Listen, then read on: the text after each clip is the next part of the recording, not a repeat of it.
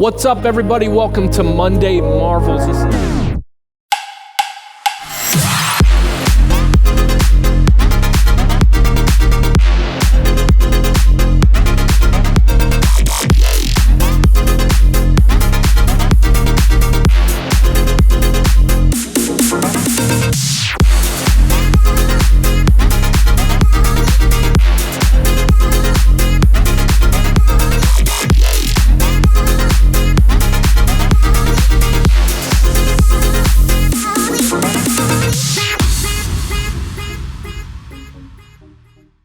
What's up, guys? Welcome to Monday Marvels. This is Marvel number 135, and this one is called Creation Blows My Mind.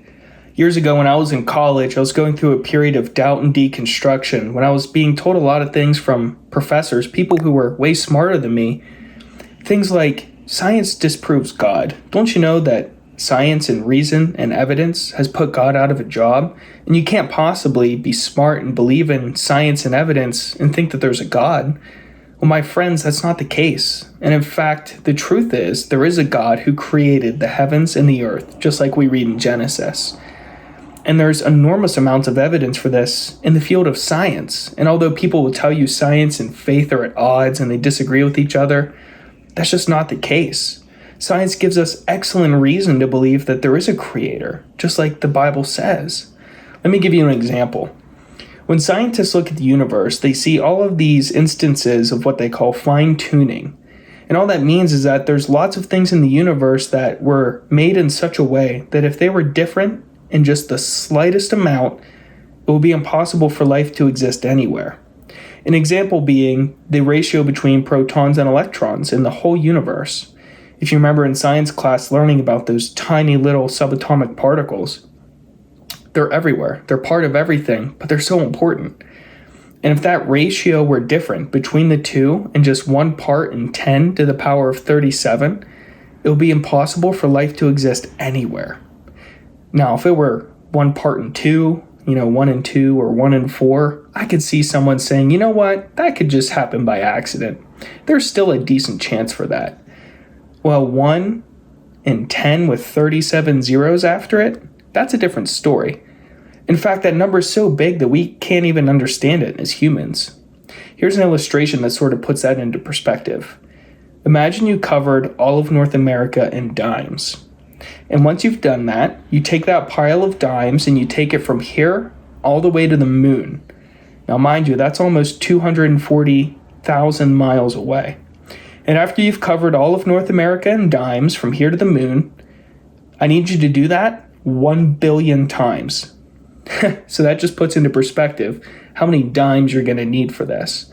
And after you've all done, you've taken 1 billion continents of North America, covered it in dimes from here to the moon, take just one of those dimes, paint it red, and mix it in there at random.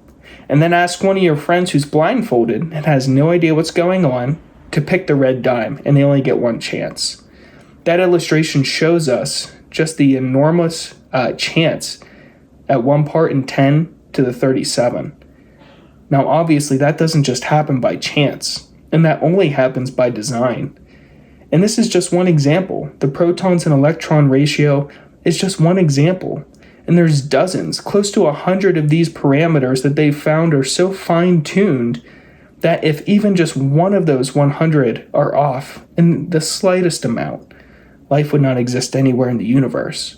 So you add up the chance and the possibility of all of those things all occurring randomly.